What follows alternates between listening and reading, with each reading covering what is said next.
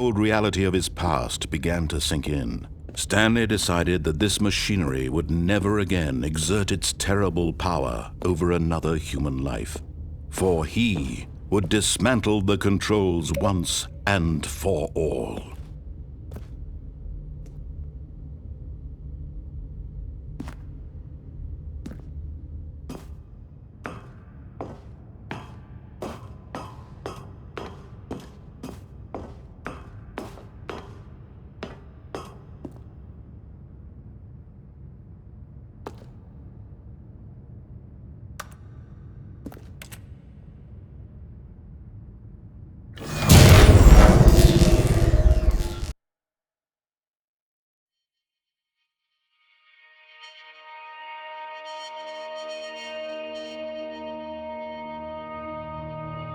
Blackness and a rising chill of uncertainty. Was it over? Yes! He had won! He had defeated the machine, unshackled himself from someone else's command. Freedom was mere moments away. And yet, even as the immense door slowly opened, Stanley reflected on how many puzzles still lay unsolved. Where had his co-workers gone? How had he been freed from the machine's grasp? What other mysteries did this strange building hold? But as sunlight streamed into the chamber, he realized none of this mattered to him, for it was not knowledge or even power that he had been seeking, but happiness. Perhaps his goal had not been to understand, but to let go. No longer would anyone tell him where to go, what to do, or how to feel. Whatever life he lives, it will be his. And that was all he needed to know. It was perhaps the only thing worth knowing. Stanley stepped through the open door.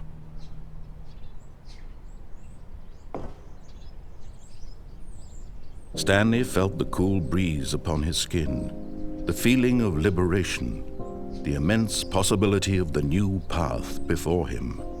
This was exactly the way, right now, that things were meant to happen. And Stanley was happy.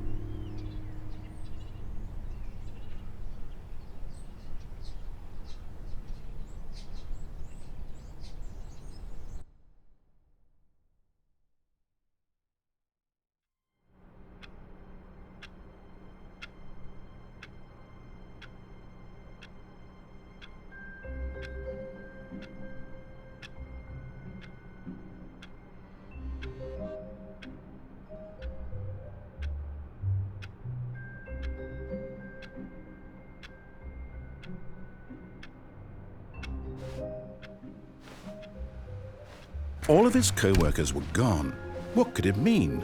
Stanley decided to go to the meeting room. Perhaps he had simply missed a memo.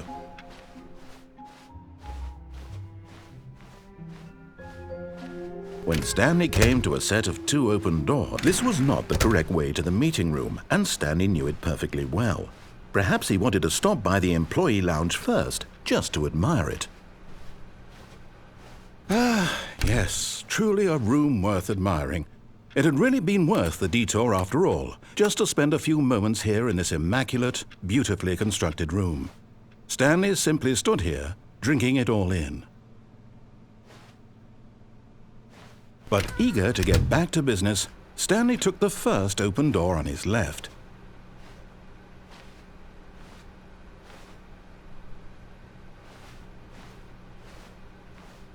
Stanley was so bad at following directions, it's incredible he wasn't fired years ago.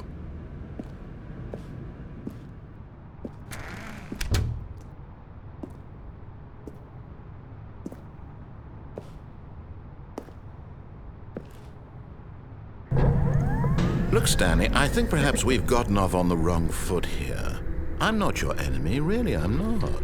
I realize that investing your trust in someone else can be difficult, but the fact is that the story has been about nothing but you all this time. There's someone you've been neglecting, Stanley. Someone you've forgotten about. Please, stop trying to make every decision by yourself. Now, I'm not asking for me, I'm asking for her. This is it, Stanley. Your chance to redeem yourself, to put your work aside, to let her back into your life. She's been waiting.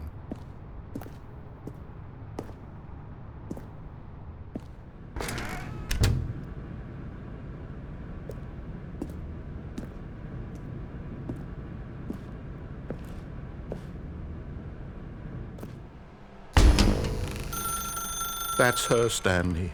You need to be the one to do this, to reach out to her.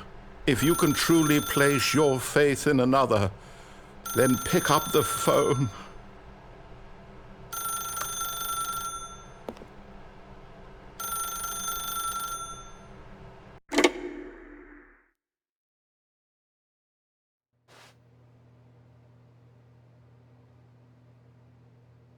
Oh, Stanley, is that you?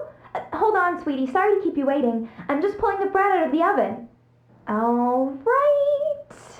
Okay, there we go. All right, now, I want you to come in and tell me all about your day. Gotcha! Oh, come on. Did you actually think you had a loving wife who'd want to commit their life to you? I'm trying to make a point here, Stanley. I'm trying to get you to see something. Come inside. Let me show you what's really going on here.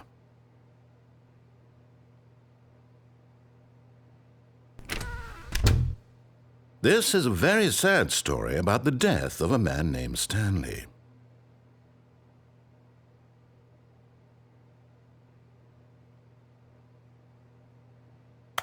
Stanley is quite a boring fellow. He has a job that demands nothing of him, and every button that he pushes is a reminder of the inconsequential nature of his existence. Look at him there, pushing buttons, doing exactly what he's told to do.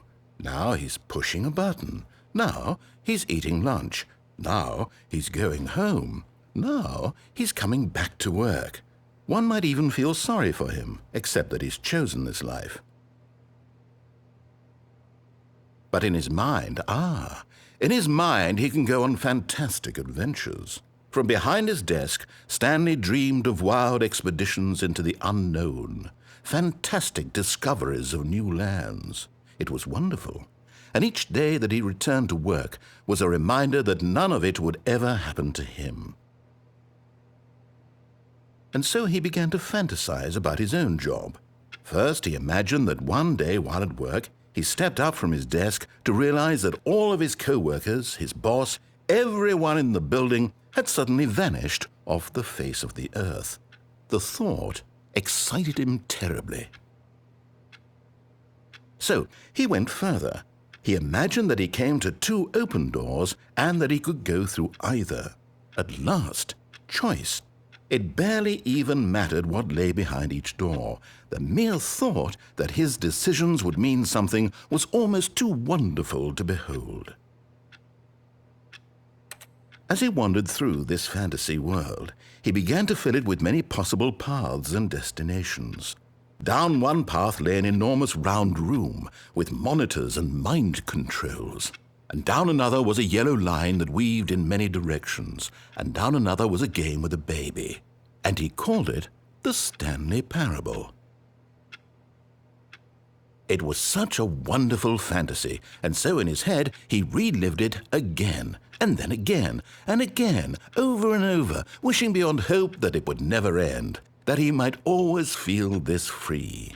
Surely there's an answer down some new path, mustn't there be? Perhaps if he played just one more time. But there is no answer. How could there possibly be? In reality, all he's doing is pushing the same buttons he always has. Nothing has changed. The longer he spends here, the more invested he gets, the more he forgets which life is the real one.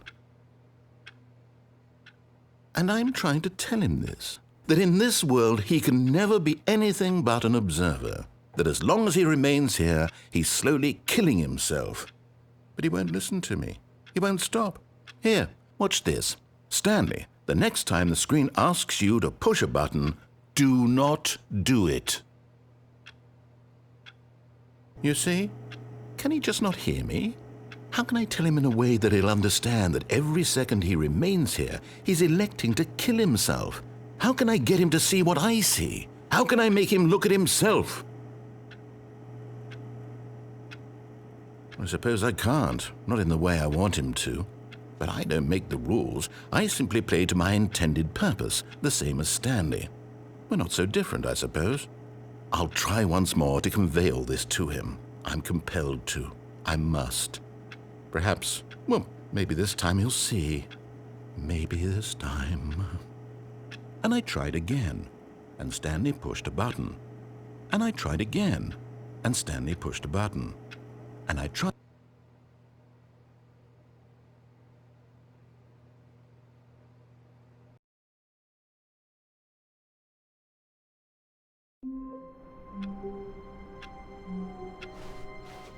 All of his co-workers were gone. What could it mean? Stanley decided to go to the meeting room. Perhaps he had simply missed a memo.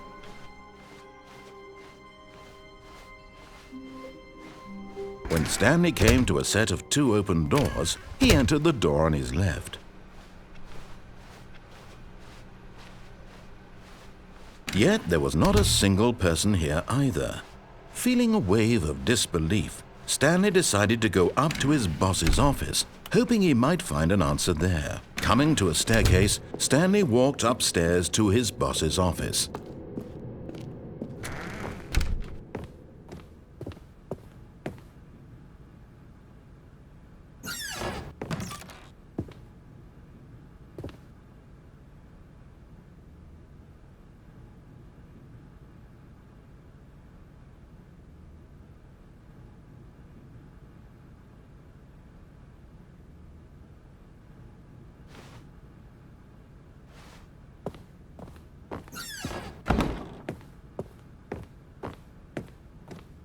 Stepping into his manager's office, Stanley was once again stunned to discover not an indication of any human life. What could it mean? Stanley wondered aloud to nobody. He began wildly tearing through papers on the boss's desk, pulling books off the shelf, looking behind paintings, desperate for clues to his situation. But his attention was caught by a keypad behind the boss's desk. What could its purpose be? In fact, this keypad guarded the terrible secret that lay buried below his feet. And so the boss had assigned it an extra secret PIN number, 2845. But of course, Stanley couldn't possibly have known this. Yet incredibly, by simply pushing random buttons on the keypad, Stanley happened to input the correct code by sheer luck. Amazing. He stepped into the newly opened passageway.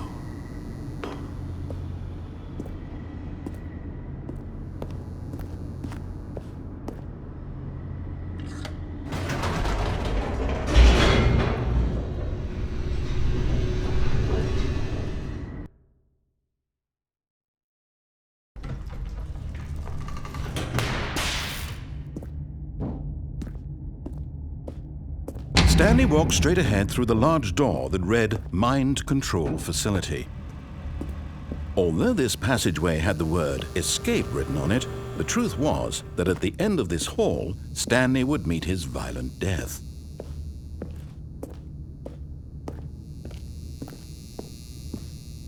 The door behind him was not shut. Stanley still had every opportunity to turn around and get back on track. At this point, Stanley was making a conscious, concerted effort to walk forward and willingly confront his death.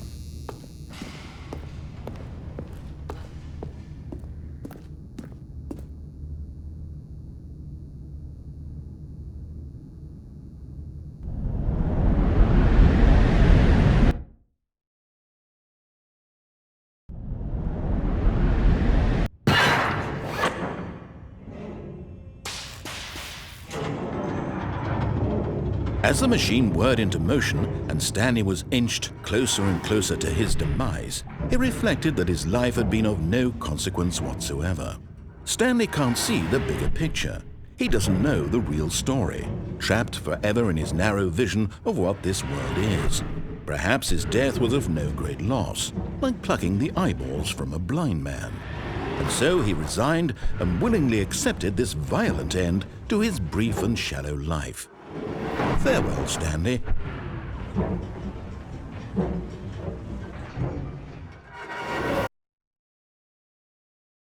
"Farewell, Stanley," cried the narrator, as Stanley was led helplessly into the enormous metal jaws. In a single visceral instant, Stanley was obliterated as the machine crushed every bone in his body, killing him instantly.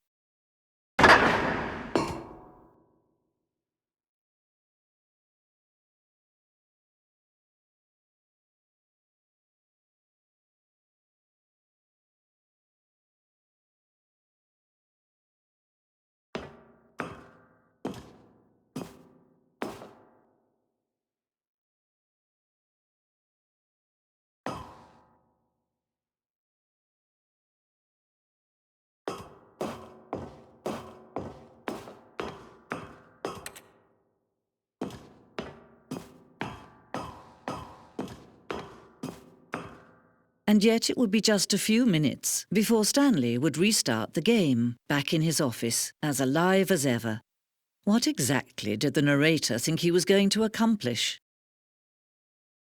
When every path you can walk has been created for you long in advance, death becomes meaningless, making life the same. Do you see now? Do you see that Stanley was already dead from the moment he hit start?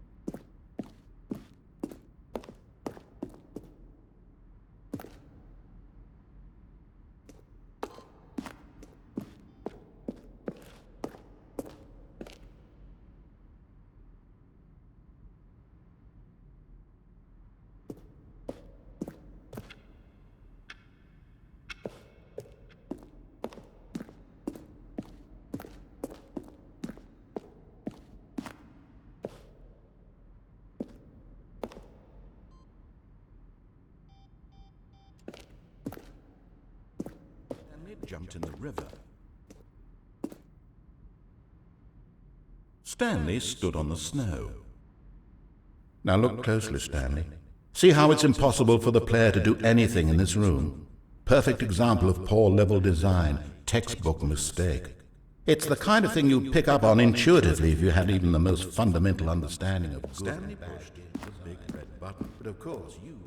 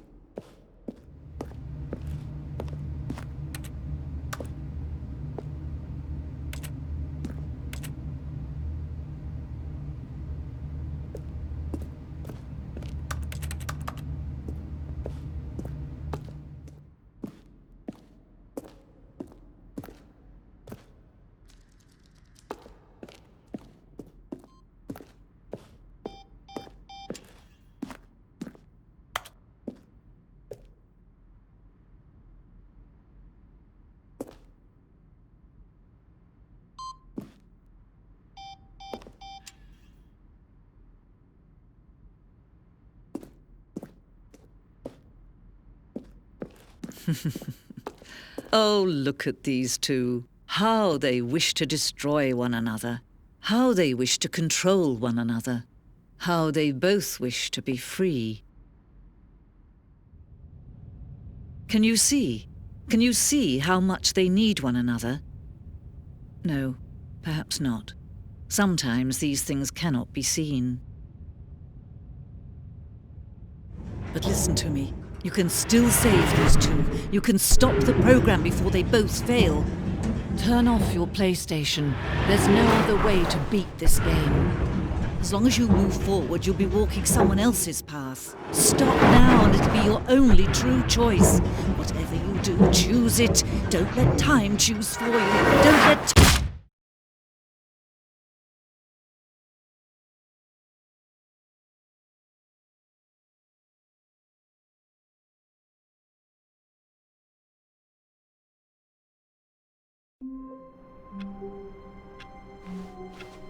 All of his co-workers were gone. What could it mean? Stanley decided to go to the meeting room. Perhaps he had simply missed a memo.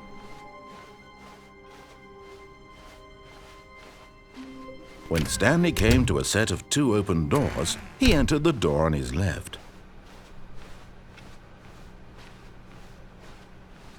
Yet there was not a single person here either. Feeling a wave of disbelief, Stanley decided to go up to his boss's office. Coming to a staircase, Stanley walked upstairs to his boss's office.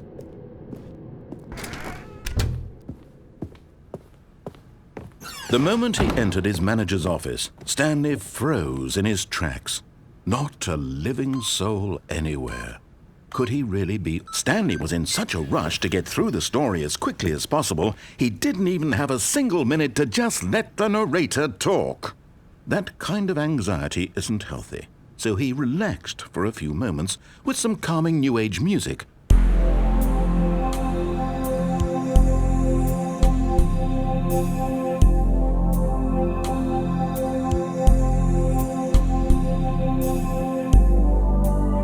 Feeling soothed and rejuvenated, Stanley calmly walked forward into the opened passageway.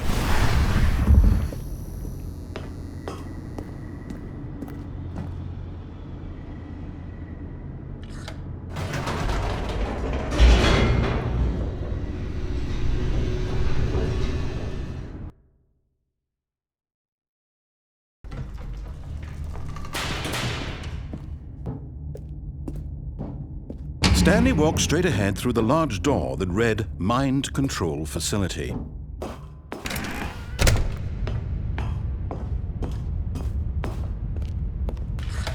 The lights rose on an enormous room packed with television screens. What horrible secret did this place hold? Stanley thought to himself. Did he have the strength to find out?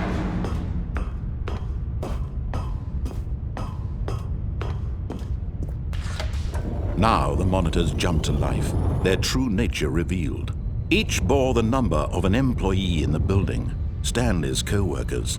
The lives of so many individuals reduced to images on a screen, and Stanley, one of them, eternally monitored in this place where freedom meant nothing.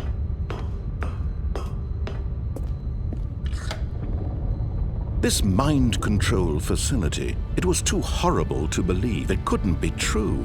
Had Stanley really been under someone's control all this time? Was this the only reason he was happy with his boring job? That his emotions had been manipulated to accept it blindly? No, he refused to believe it. He couldn't accept it. His own life in someone else's control? Never! It was unthinkable. Wasn't it? Was it even possible? Had he truly spent his entire life utterly blind to the world? But here was the proof. The heart of the operation. Controls labeled with emotions. Happy, or sad, or content. Walking, eating, working. All of it monitored and commanded from this very place. And as the cold reality of his past began to sink in, Stanley decided that this machinery would never again exert its terrible power over another human life. For he would dismantle the controls once and for all.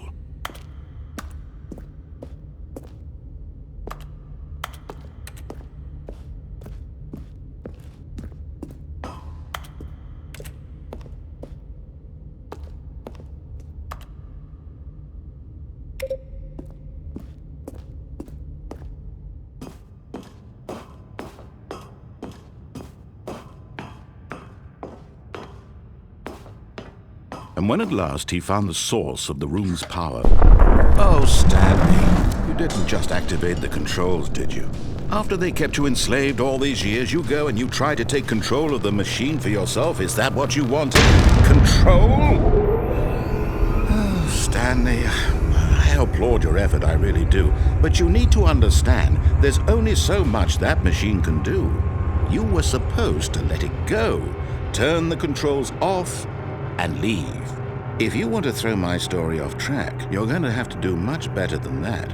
I'm afraid you don't have nearly the power you think you do. For example, and I believe you'll find this pertinent, Stanley suddenly realized he had just initiated the network's emergency detonation system. In the event that this machine is activated without proper DNA identification, nuclear detonators are said to explode, eliminating the entire complex. How long until detonation then? Let's say, 2 minutes. Now this is making things a little more fun, isn't it, Stanley? It's your time to shine. You are the star. It's your story now. Shape it to your heart's desires.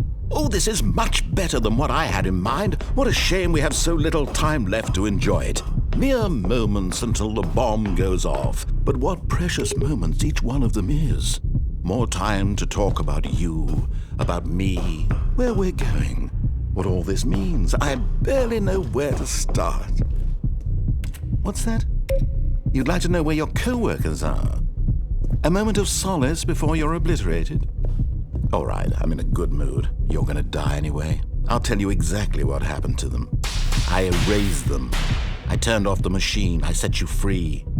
Of course, that was merely in this instance of the story. Sometimes when I tell it, I simply let you sit there in your office forever, pushing buttons endlessly and then dying alone. Other times, I let the office sink into the ground, swallowing everyone inside, or I let it burn to a crisp. I have to say this, though, this version of events has been rather amusing. Watching you try to make sense of everything and take back the control wrested away from you, it's quite rich. I almost hate to see it go. But I'm sure whatever I come up with on the next go-around will be even better. My goodness, only 34 seconds left. But I'm enjoying this so much. You know what? To hell with it. I'm going to put some extra time on the clock, why not? These are precious additional seconds, Stanley. Time doesn't grow on trees. Oh dear me, what's the matter, Stanley? Is it that you have no idea where you're going or what you're supposed to be doing right now? Or did you just assume when you saw that timer that something in this room was capable of turning it off? I mean, look at you. Running from button to button, screen to screen, clicking on every little thing in this room. These numbered buttons, no, these colored ones. Or maybe this big red button, or this door. Everything, anything, something here will save me. Why would you think that, Stanley? That this video game can be beaten? Won? Solved? Do you have any idea what your purpose in this place is? Stanley, you're in for quite a disappointment. But here's a spoiler for you. That timer isn't a catalyst to keep the action moving along. It's just seconds ticking away to your death. You're only still playing instead of watching a cutscene because I want to watch you for every moment that you're powerless. To see you made humble. This is not a challenge. It's a tragedy. You wanted to control this world, that's fine. But I'm going to destroy it first, so you can't. Take a look at the clock, Stanley. That's 30 seconds you have left to struggle. 30 seconds until a big boom and then nothing. No ending here, just you being blown to pieces. Will you cling desperately to your frail life, or will you let it go peacefully? Another choice. Make it count. Or don't. It's all the same to me, all a part of the joke. And believe me, I will be laughing at every second of your inevitable life from the moment we fade in until the moment I say, happily ever up.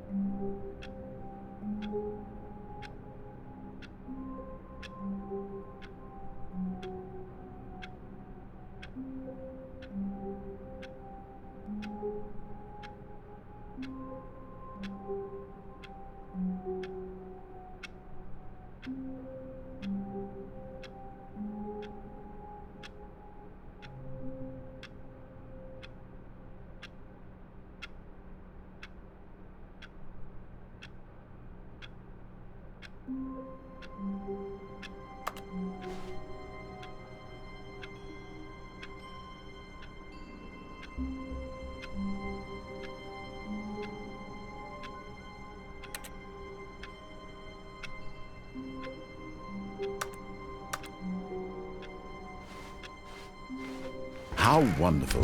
Stanley was alone. Finally. This is great, he thought to himself. This is what I've wanted all along. I got what I wanted.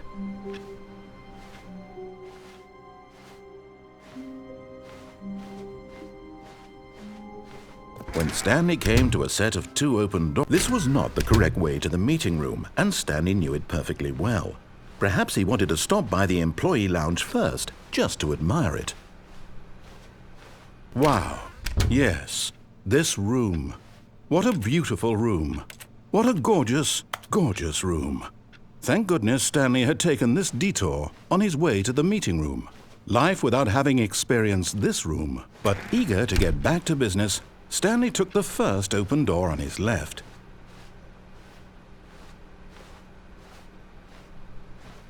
Stanley was so bad at following directions, it's incredible he wasn't fired years ago.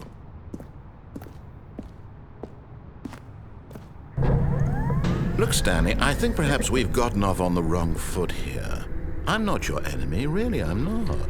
I realize that investing your trust in someone else can be difficult, but the fact is that the story has been about nothing but you all this time. There's someone you've been neglecting, Stanley. Someone you've forgotten about. Please, stop trying to make every decision by yourself. Now, I'm not asking for me, I'm asking for her. This is it, Stanley. Your chance to redeem yourself, to put your work aside, to let her back into your life. She's been waiting. That's her, Stanley. You need to be the one to do this, to reach out to her. If you can truly place your faith... Oh, no, you can't... Did you just unplug the phone? No, that wasn't supposed to be a choice. How did you do that? You actually chose incorrectly? I didn't even know that was possible. Let me double check.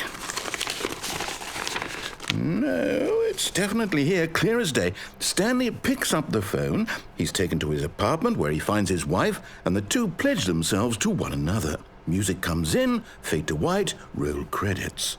Not picking up the phone is actually somehow an incorrect course of action. How is that even possible? None of these decisions were supposed to mean anything. I don't understand. How on earth are you making meaningful choices? What did you... Wait a second. Did I just see... No, that's not possible. I can't believe it. How had I not noticed it sooner? You're not Stanley. You're a real person. I can't believe I was so mistaken. This is why you've been able to make correct and incorrect choices. And to think I've been letting you run around in this game for so long. If you'd made any more wrong choices, you might have negated it entirely. It's as though you completely ignored even the most basic safety protocol for real-world decision-making. Or did you not grasp the severity of the situation? Well, I won't have that kind of risk on my watch. I'm going to stop the game for a moment so we can educate you properly on safe decision-making in the real world. Please observe this helpful instructional video. Choice. It's the best part of being a real person, but if used incorrectly can also be the most dangerous. For example, in this scenario, a hypothetical real person named Rupert has a choice. He could invent a machine that eliminates food shortages across the world to make life better for all people. Or he could spend years of hard work forgetting how to read. Which choice would you make? Remember that unlike here, the real world makes sense, and at no time should you make a choice that does not conform to rational logic. If you find yourself speaking with a person who does not make sense, in all likelihood, that person is not real. Allow the person to finish their thought, then provide an excuse why you cannot continue talking. Turn to a partner and practice saying, "My goodness, is it 4:30? I'm supposed to be having a back, sack, and crack." Excellent.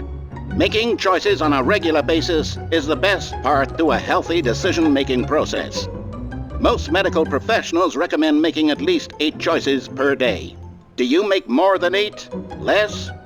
And finally, if you begin to wonder if your choices are actually meaningful and whether you'll ever make a significant contribution to the world, just remember that in the vast infiniteness of space, your thoughts and problems are materially insignificant, and the feeling should subside. At this time, your instructor will guide you in an exercise to test and reinforce the material covered in this video. Welcome back. You may have noticed that this room has begun to deteriorate as a result of narrative contradiction. But not to worry. Now that you're properly informed on good decision-making, we're going to revisit a choice you made just a few minutes ago and see what the correct thing to do would have been. This way, please.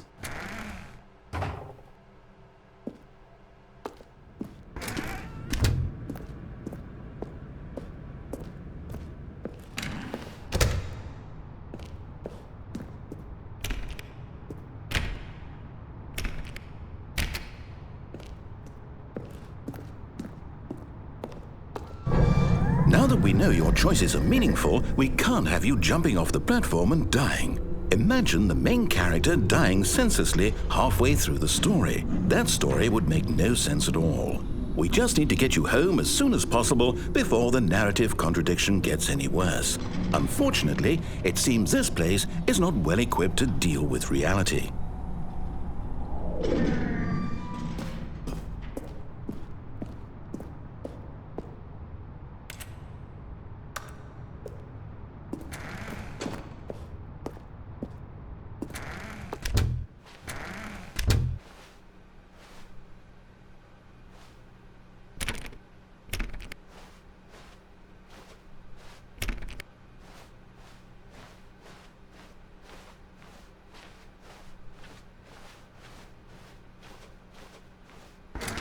Almost there. You'll take the door on the left, back to the correct ending, the story will have resolution once again, and you'll be home free in the real world. Now remember, all you need to do is behave exactly as Stanley would.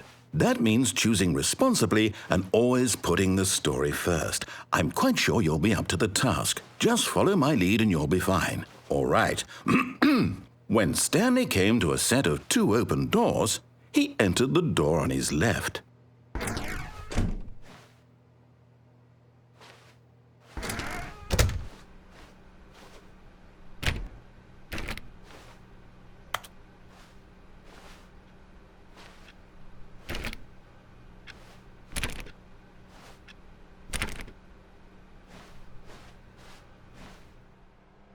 Yet there was not a single person here either.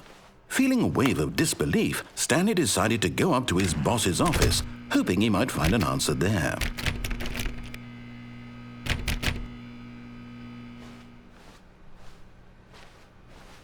Coming to a staircase, Stanley walked upstairs to his boss's office.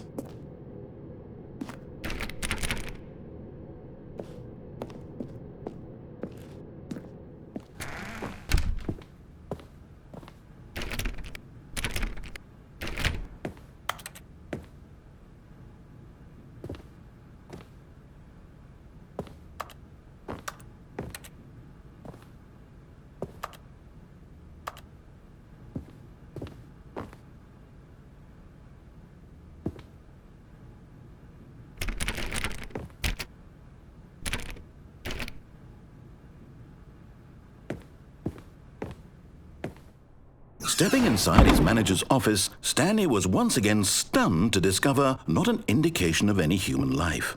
Shocked, unraveled, Stanley wondered in disbelief who orchestrated this, until he saw the door with a voice receiver next to it.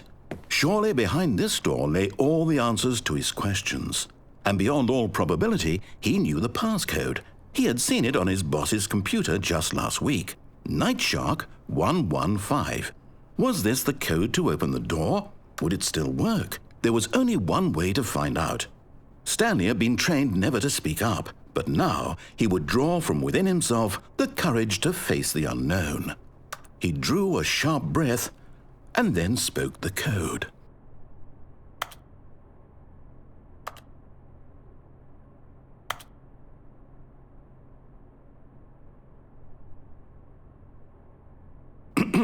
Stanley spoke the code. Night Shark 115.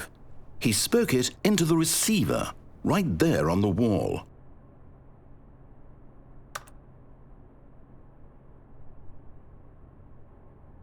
I'm sorry, is there a problem? You didn't mishear me, did you? Please speak the code into the receiver. Otherwise, we can't get on with the story. This is a crucial step.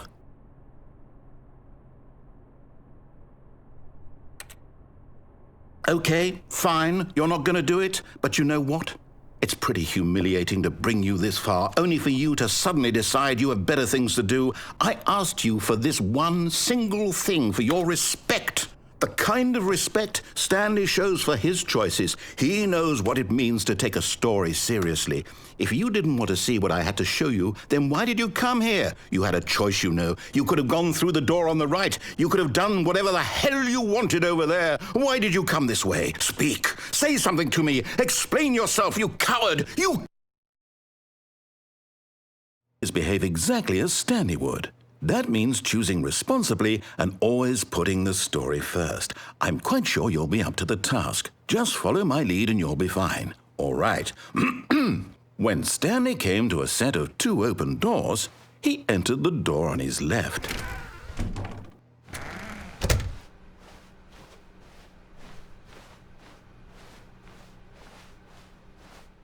Yet there was not a single person here either. Feeling a wave of disbelief, behave exactly as Stanley would. That means choosing responsibly and always putting the story first. I'm quite sure you'll be up to the task. Just follow my lead and you'll be fine. All right. When Stanley came to a set of 2 open doors, he entered the door on his left.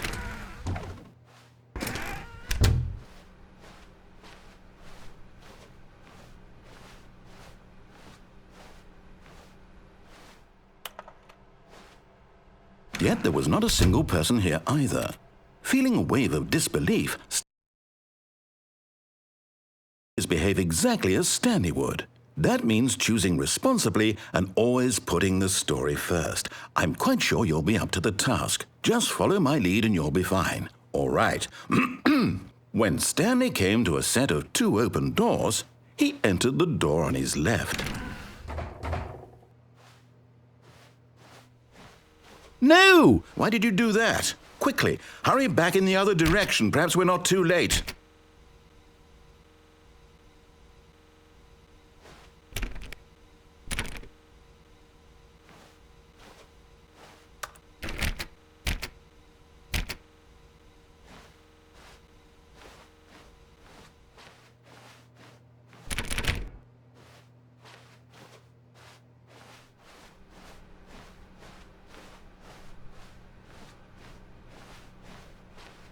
Oh, it's ruined. I can't believe, after everything we talked about, that my story, you've destroyed my work. Why? For what? What did you get out of that? What did you think was so special about seeing the game undone, left here like so much garbage? It's worthless now. And what am I supposed to do? Even if there were a way to continue, would it be worth it? To know that my story is now incorrect? How can I go back to that? I can't erase that knowledge. I'll have to live with it forever, reliving its impossibility forever. I couldn't live that way. Is it better to shut the game down entirely? To willingly destroy all of my work? I don't know. What's the answer? What do I do? What do I do? What do I... No, I have to. I have to shut the game down. I have to. I have to.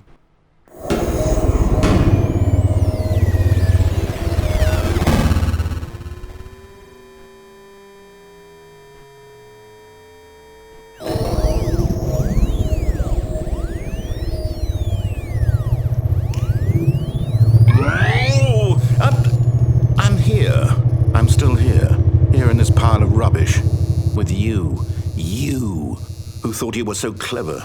Now look where we are. My entire game is destroyed. It was the only thing in the world that was mine, and you've run it into the ground. What, did you think that would be funny? You just had to see? Didn't I impress upon you how important it was to be like Stanley? He actually knows how to do what I tell him to. He understands that if I say to do something, there's a damn good reason for it. That thought hadn't even occurred to you, had it? That there's a world outside of you? You're a child. Oh, my story. If you'd just gone through the door on the left, you would have seen it. There was a whole underground facility. You would have destroyed it and been victorious. It would have been so perfect. I worked so hard on it. I tried so hard to make... When Stanley came to a set of 2 open doors, he entered the door on his left. Stanley? Hello? Are you... Is everything okay? Stanley, please. I need you to make a choice. I need you to walk through the door. Are you listening to me? Can you hear me? Is everything all right? Stanley, this is important. The story needs you. It needs you to make a decision. It cannot exist without you. Do you understand me? Whatever choice you make is just fine. They're both correct. You cannot be wrong here. We can work together. I'll accept whatever you do. I simply need you to take that step forward, please. Choose. Do something. Anything. This is more important than you can ever know. I need this. The story needs it. So, you hear me? Are you there? Are you listening to this? Stanley, are you there? Okay. It's okay, I can wait. You need time to decide. Time to make sure your choice is correct. That is the best choice. That's all right. I'll wait for you to decide what's the right thing to do. Take as much time as you need.